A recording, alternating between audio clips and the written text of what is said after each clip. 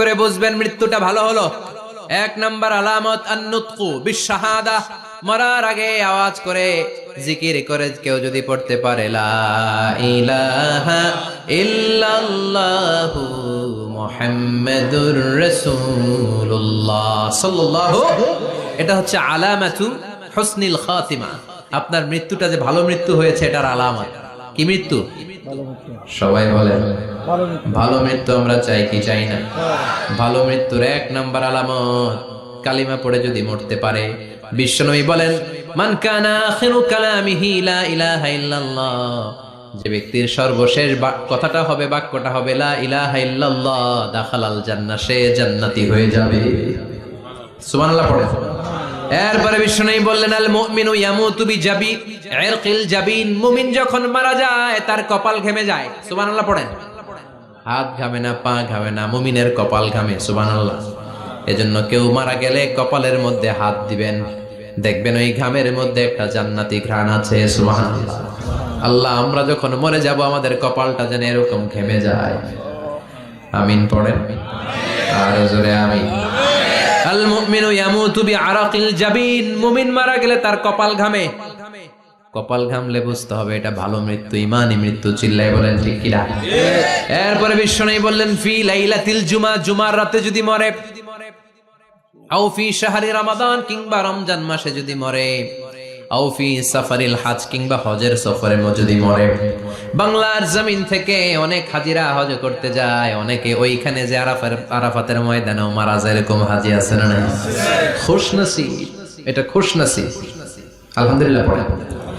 এরপরে বিশ্বনবী বললেন মাউতু শাহাদা, আল্লাহর রাস্তায় জিহাদ করে কালেমার বাণীকে উপরে তুলে ধরার জন্য কেউ যদি শাহাদাতের পেয়ালা পান করে, শাহাদাতের মৃত্যুর চাইতে ভালো মৃত্যু আর হতে পারে? শাহাদাতের মৃত্যুর চাইতে শ্রেষ্ঠ মৃত্যু আছে নাকি? কথা বলেন। আমরা শহীদ হতে চাই কি চাই না?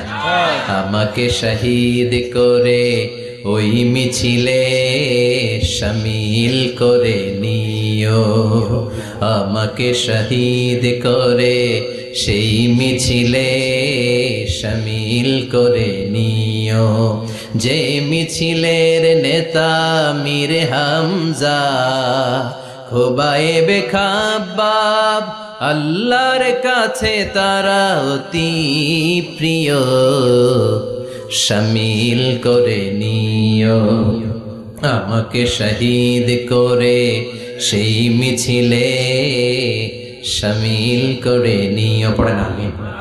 শাহাদাতের তামান্না যেই মুমিনের অন্তর নাই, অন্তরের ভেতরে নাই, ওই লোক কি মুমিন হতে পারে নাকি?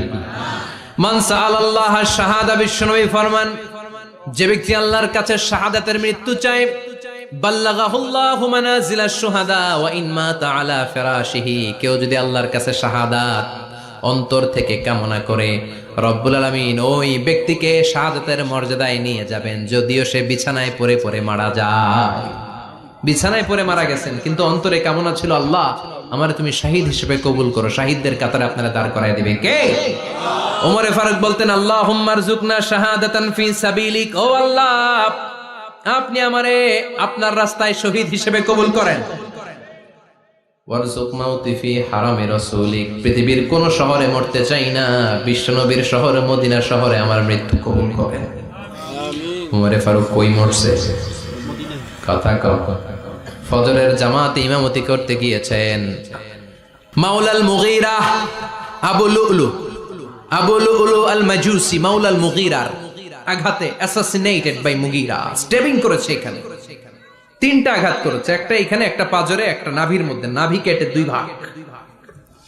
ওনাকে খাবার দেয়া হলো নাবিজ, দুধ মাখানো নাবিজ, ওই নাবিজের দুধ নাভি দিয়ে বের হয়ে যায়। উনি বললেন কে মেরেছে আমাকে? বলল অগ্নি উপাসক। শুকরিয়া করে বললেন আল্লাহ আমারে কোনো মুসলিম মারে নাই, কোনো মুমিন মারে নাই। উনি বেহুশ ছিলেন, হুশ ফিরে সবাই রে বললেন আসল্লান নাস, ফজরের যেই নামাজটা আমার ইমামতিতে শুরু হয়েছে, এক রাকাতের পর আমাকে মারা হলো, এবার আমাকে বলো আমার নেতৃত্বে যে নামাজটা শুরু হয়েছে নামাজটা ঠিক মতো হয়েছে কিনা। সুবহানাল্লাহ। আমারে কে মারলো?